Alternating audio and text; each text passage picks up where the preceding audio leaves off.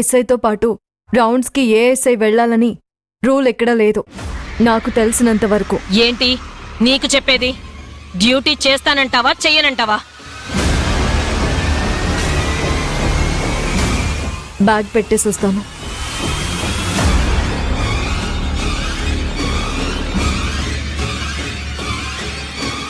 Madam, కావాలని తను మిమ్మల్ని కార్నర్ చేస్తుందని అర్థమవుతుంది కదా. పెట్రోలింగ్కి వెళ్ళండి మేడం. ఇంటి దగ్గర పనులు చేయకపోతే అక్కడ ప్రాబ్లం అవుతుంది. ఇంట్లో పనులు ఎప్పుడైనా చేసుకోవచ్చు. అక్కడ ప్రాబ్లంని ఈ రోజు కాకపోతే రేపైనా చేసుకోవచ్చు. ఇప్పుడు మీరు వెళ్ళకపోతే రేపు మీ జాబ్ని రిస్క్లో పడేయాలని చూస్తుంది. మీరు పెట్రోలింగ్కి వెళ్ళండి మేడం. ఏంటి మీ గుసగుసలు అయిపోయాయా?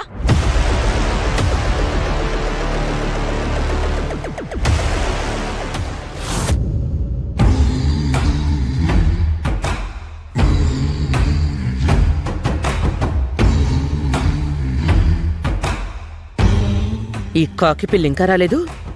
ఇంట్లో పనులన్నీ ఎవరు చేస్తారనుకుంటోంది? ఫోన్ చేసి దీని పని చెప్తాను.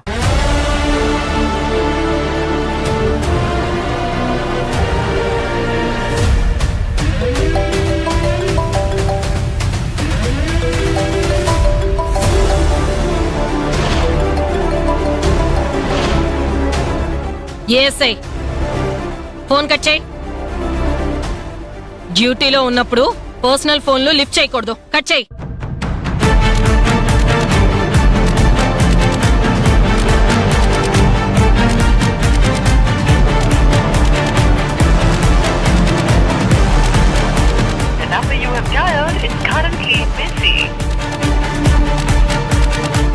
ఫోన్ ఎక్కడి నుంచి?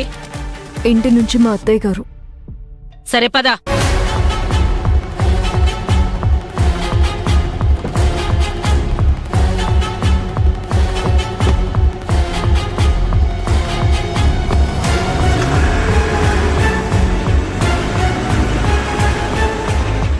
కాకి పిల్ల ఫోన్ కట్ చేస్తుందేంటి?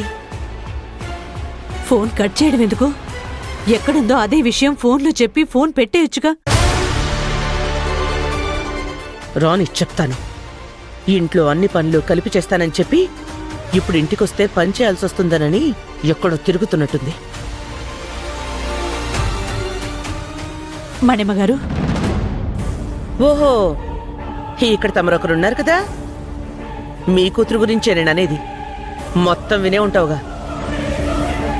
డ్యూటీకు టైం ఉండదు. నీ కూతురికి వేళాపాళ్లలేని డ్యూటీ ఉంటుంది.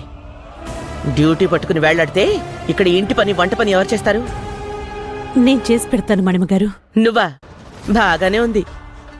నిన్ను మావాడు ఏమీ అనొద్దు, ఎలాంటి పనులు చెప్పొద్దు అంటూ చాలా గౌరవిస్తున్నాడు. నీతో పనులు చేయించామని మా వాడికి తెలిసిందనుకో, నీతో మేమేదో వెట్టి చాకరీ చేయిస్తున్నా అని చాలా బాధపడతాడు.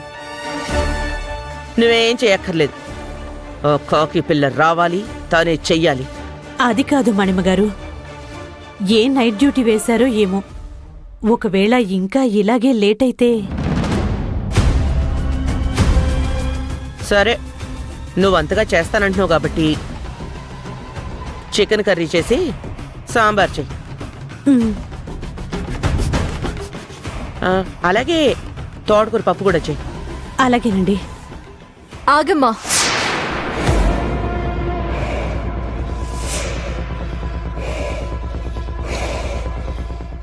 నేను వచ్చేసాను కదమ్మా, నేను చూసుకుంటాను. ఎక్కడెక్కడ తిరిగి వస్తున్నావు? ఫోన్ చేస్తే కూడా లెక్క లేకుండా కట్ చేసావు. ఊరు మొత్తం తిరిగి వస్తున్నాను.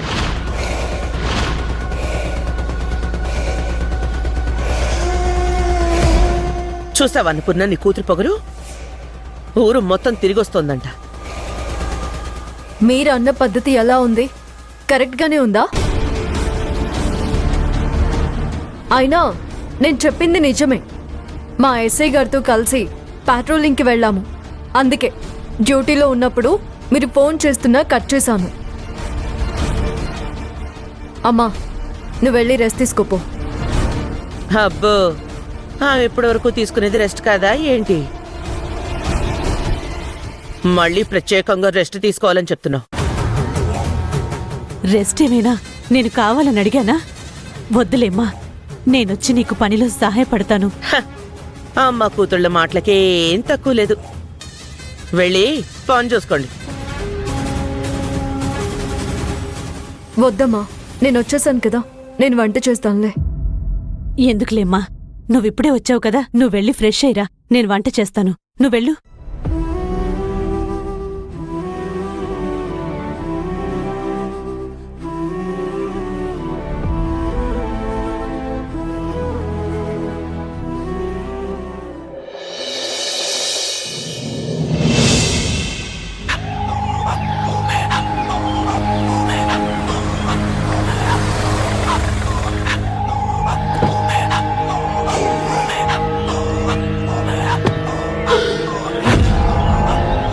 రామేశమ్మ, సార్, ఎలా ఉంది పోలీస్ స్టేషను? రోజుకు 3 దొంగలు 6 రౌడీలతో కళకళలాడుతుంది సార్. అంటే వాస్తుకళ చాలా బాగుందన్నమాట. ఇంతకీ మంజు పరిస్థితి ఏంటి? టార్చర్ స్టార్ట్ అయింది సార్. ఆ మంజుతో రోజు జగడం జరగాలి, నీ దెబ్బకి తను బిత్తరపోవాలి.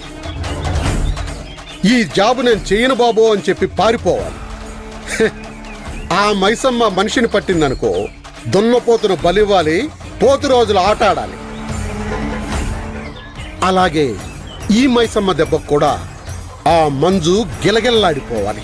మంజు వాళ్ళమ్మ అన్నపూర్ణని తీసుకొచ్చి లోకప్లో కూర్చోపెట్టాను. కాకపోతే మధ్యలో ఆ సిఐ సపోర్ట్ చేసి వాళ్ళమ్మని పంపించేశాడు.